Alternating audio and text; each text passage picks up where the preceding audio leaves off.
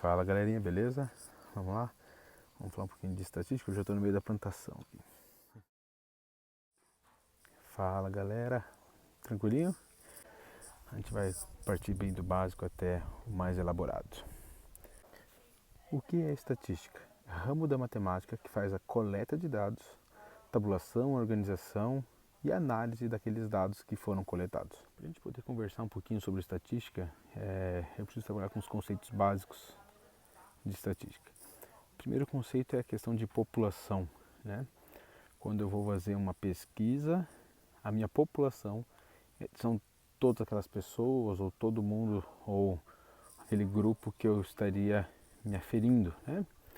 É quem eu quero estudar, de certa forma, é quem vai ser o objeto de análise que eu vou estar fazendo ali, tá?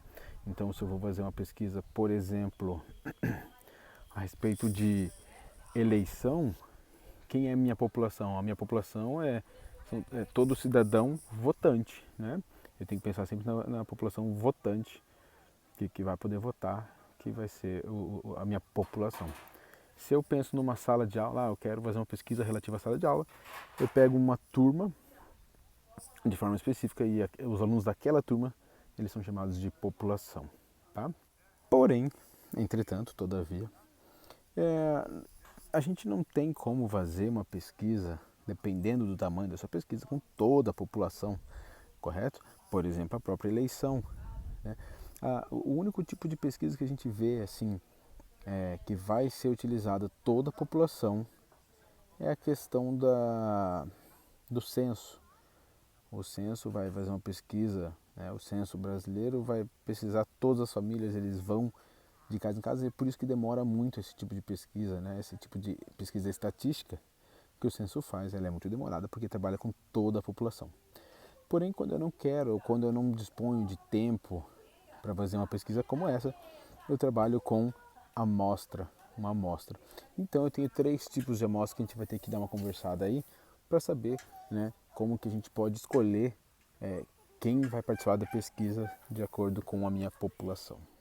Primeiro tipo de amostra, amostra aleatória. Pelo nome a gente já entende que é assim, se eu tenho 30 pessoas dentro da minha população, eu vou pegar de qualquer forma, me ver os 5 primeiros, ou me ver os 5 últimos, me ver 5 quaisquer ali, tá? E aí, de forma aleatória, a gente escolhe as 5 pessoas que vão participar dessa pesquisa. Repara que na aleatória eu não levo nada em conta, não preciso levar em conta a posição, não preciso levar classe social, cor, sexo, não levo nada em conta, ok? Porque que nem eu falei, é exatamente aleatório. De forma aleatória a gente escolhe a nossa amostra. Segundo tipo de amostra ou de amostragem que a gente tem, a amostra estratificada. A amostra estratificada, ela leva em conta características da sua população, tá?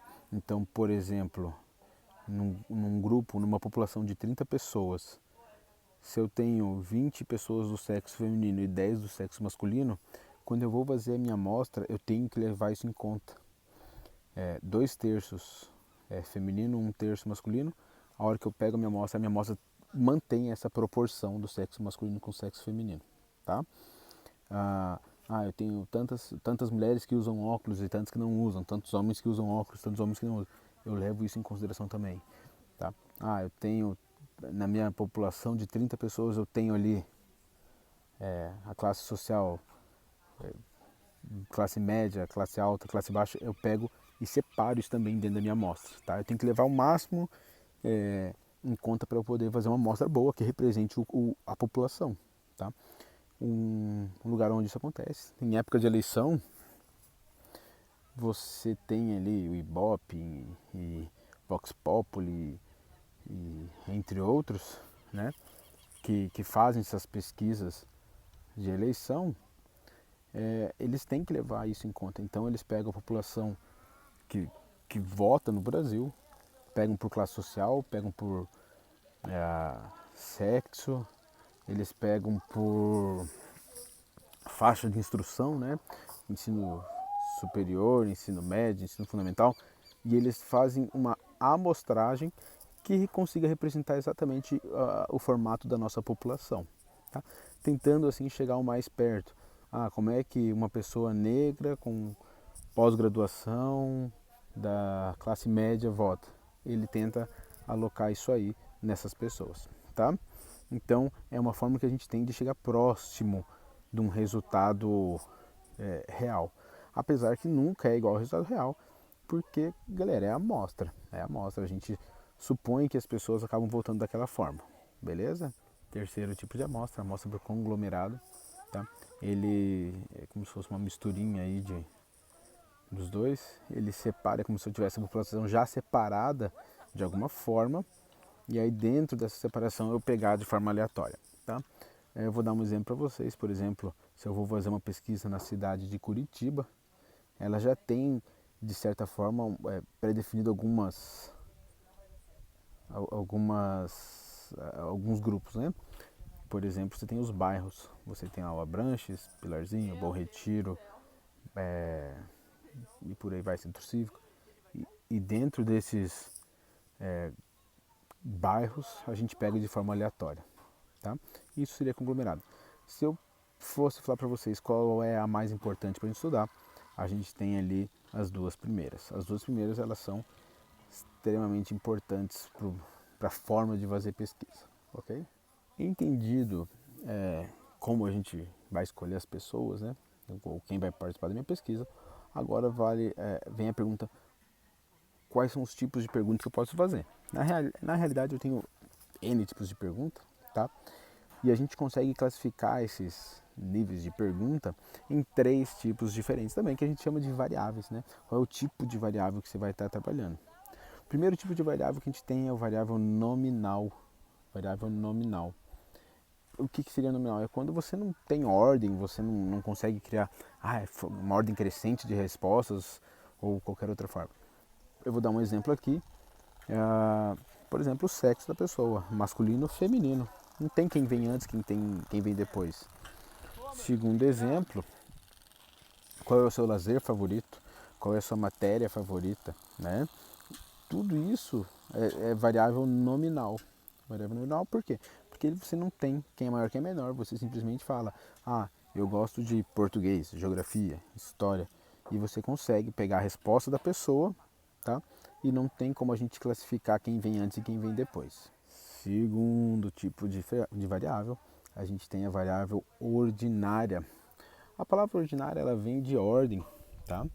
Ela vem de ordem. Então é quando eu consigo colocar de alguma forma as minhas respostas em ordem crescente ou decrescente. E aí, quando eu falo isso, crescente ou decrescente, algumas pessoas devem pensar assim: então são números. Nem sempre, tá? Eu vou tentar explicar um jeitinho como é que eu posso pôr em ordem uma coisa que não seja número. Por exemplo, quando você vai fazer uma pesquisa de satisfação, tá? A pesquisa de satisfação pode vir assim: péssimo, ruim, regular, bom, muito bom, excelente, tá?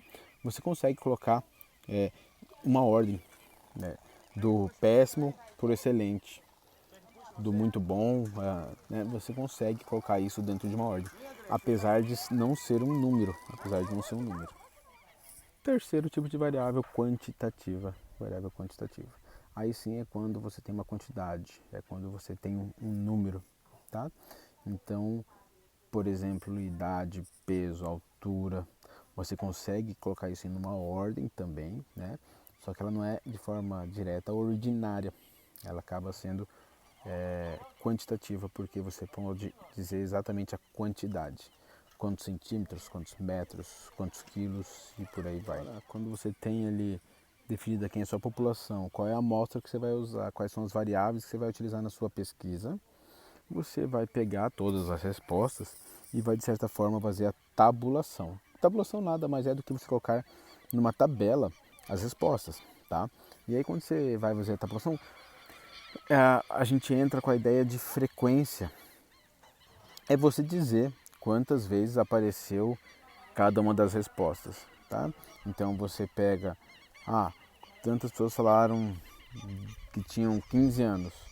Então essa quantidade eu coloco dentro da minha tabela. Para isso a gente vai trabalhar com 2 tipos de frequência, sendo que cada tipo de frequência tem 2 formas de aparecer, tá? O primeiro tipo de frequência que a gente vai usar vai ser a frequência absoluta. A frequência absoluta é você dizer claramente quantas pessoas responderam daquela forma. O número, 10 pessoas responderam aquilo ali, então o número 10 vai na tabela. 20 pessoas responderam aquela outra coisa, 20 é o que vai na tabela. Tá? Frequência absoluta é exatamente o número de pessoas que respondeu daquela forma.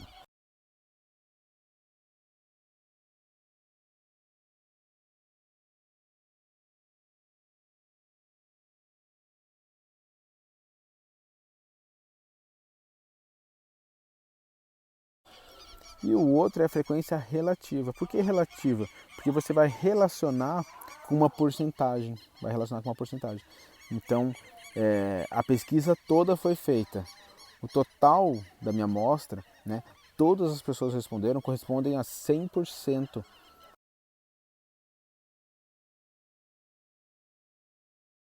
da pesquisa. 100% da pesquisa. Então, quantas pessoas responderam dessa forma? Eu tenho que ver qual é a porcentagem que aquela quantidade representa. Vou tentar fazer um jeitinho aqui. Se eu tenho lá uma amostra que eu fiz com 50 pessoas, onde 10 responderam uma das perguntas de uma determinada forma, 10 e 50 representa quantos por cento? Representa 20%. Então, na hora de colocar na tabela, se eu for usar a frequência relativa, a resposta vai ser representada por 20% da minha amostra, tá? Da pesquisa.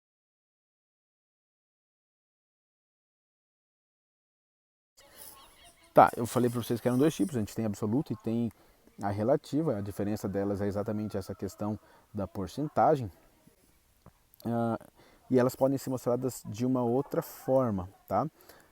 Simplesmente frequência absoluta ou frequência relativa, mas a gente tem também uma representação chamada de frequência absoluta ou frequência relativa acumulada. Nada mais é do que uma forma de você escrever a tabela, tá? Você simplesmente escrever a tabela, de forma que você vai acumulando de uma linha, a linha de cima, o valor que está na linha de cima vai para o de baixo junto, você vai somando e acumulando. Tá?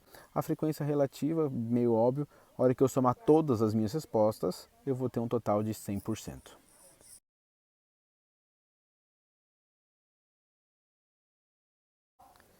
E agora, só para a gente fechar uma parte da tabulação ali, quando eu quero demonstrar algumas coisas por classe. Tá? O que eu quero dizer com classe?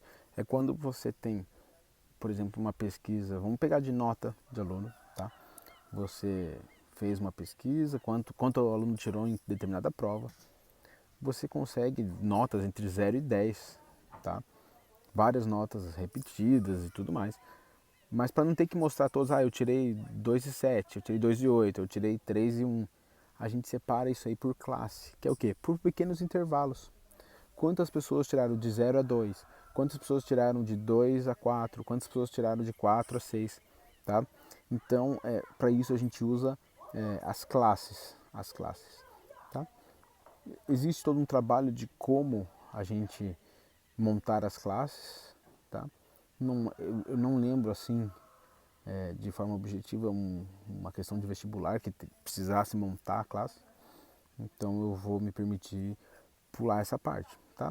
Porque a gente teria que trabalhar com amplitude, eu teria que ver maior nota tirada, menor nota tirada, quantas classes eu quero, tá? Mas qualquer coisa eu faço um adendo depois e ponho, se você quiser assistir, vai lá pro final. Vamos lá, feita a tabulação, como que eu posso representar os valores dessa tabela? Eu posso deixar em forma de tabela? Posso, tá? Uma coisa que o Enem gosta de fazer é fazer o aluno entender a representação de uma tabela, assim como também o gráfico.